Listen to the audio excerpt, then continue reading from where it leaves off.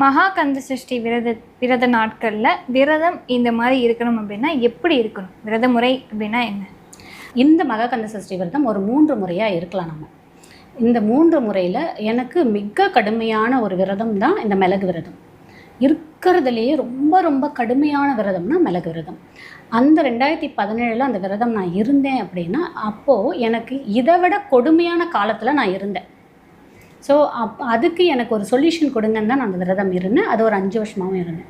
அந்த ஒரு மிளகு சாப்பிட்டு நீங்கள் இருக்கீங்க, அதாவது உங்களுக்கு சாகிறத தவிர வேறு எந்த வழியும் எனக்கு இல்லைன்னு நினைக்கிறவங்க கடுமையாக அந்த மிளகு விரதம் இருங்க. கண்டிப்பாக உங்களுக்கு ஒரு பாத முருகப்பெருமான் கொடுப்பார்.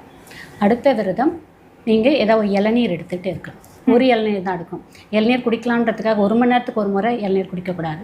காலையில் மட்டும் சாமிக்கு படைச்சிட்டு அந்த ஒரே ஒரு இளநீர் மட்டும் எடுத்துக்கிட்டு நம்ம விரதத்தை இருக்கலாம் 7 நாள்.